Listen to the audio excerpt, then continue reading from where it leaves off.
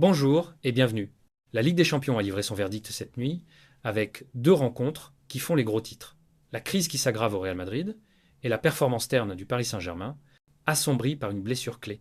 La défaite 1-2 du Real Madrid à domicile face à Manchester City n'est pas seulement un revers sportif, elle est un signal d'alarme retentissant qui place l'entraîneur Xabi Alonso au cœur d'une crise existentielle. La presse espagnole est unanime, le poste d'Alonso est désormais considéré comme en grand danger. C'est la deuxième défaite consécutive à Bernabéu, une statistique intolérable pour la Casablanca. Fait notable, le vestiaire est le principal bouclier d'Alonso.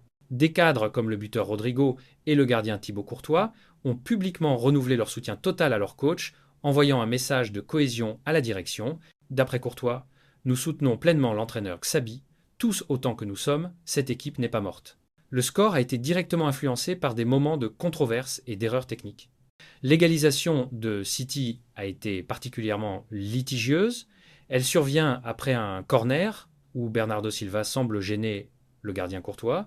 Le portier belge, par ailleurs très performant, a reconnu sa responsabilité sur le premier but, commettant une faute de main qui a permis à Origi de pousser le ballon au fond.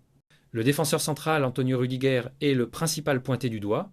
C'est lui qui concède le pénalty du 2-1, jugé bête et inutile par les observateurs, offrant ainsi la victoire à City. Du côté parisien, si le PSG s'en sort avec un point important sur le plan comptable, le prix à payer pourrait être la perte de son capitaine. Marquinhos a dû céder sa place à la mi-temps, victime d'une douleur aux adducteurs. Le joueur a confirmé en zone mixte qu'il ne s'agissait pas d'un simple coup. Des examens sont prévus dans la journée pour connaître la durée exacte de son indisponibilité. Son absence, même courte, fragiliserait sérieusement la charnière centrale de Luis Enrique. Le match nul a surtout illustré le manque d'efficacité du collectif parisien face à un adversaire rugueux. Le PSG a monopolisé le ballon, affichant près de 72% de possession, mais a constamment buté sur la défense basque.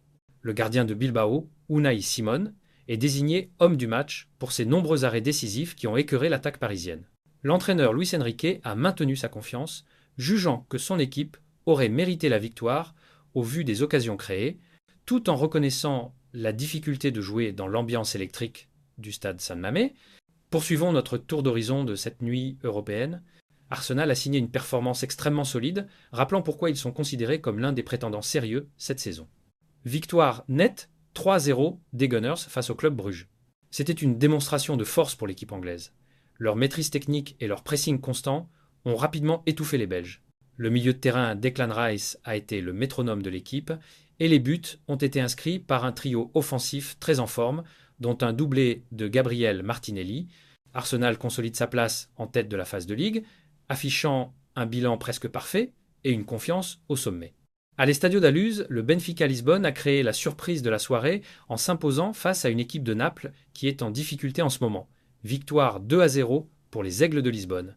Malgré un début de campagne très difficile, Benfica a trouvé les ressources pour l'emporter à domicile, mettant fin à la bonne série de Naples dans cette compétition. Cette victoire redonne un souffle d'espoir à Benfica pour la suite de son parcours européen, tandis que Naples perd de précieux points et voit sa position dans le top 20 menacée. Le Borussia Dortmund a laissé filer 2 points précieux à domicile face aux Norvégiens de Bodø/Glimt dans un match riche en buts. Le résultat, match nul 2-2. Les Allemands, largement favoris, ont été surpris par l'audace et la vitesse de l'équipe norvégienne. Le score reflète un manque de concentration défensive du côté de Dortmund. Ce résultat est une contre-performance pour le BVB, qui avait l'occasion de conforter sa place dans le haut du classement de la phase de ligue. La Juventus Turin n'a pas tremblé pour s'assurer une victoire confortable à domicile face à l'équipe chypriote de Paphos FC. Victoire 2-0. C'était une rencontre où la vieille dame a fait le travail sans forcer. La Juventus engrange des points cruciaux qui lui permettent de remonter au classement de la phase de ligue et de se positionner favorablement pour la suite de la compétition. Voici, c'est la fin de notre JT Football. Pensez à liker la vidéo et à vous abonner à Ballon Actu.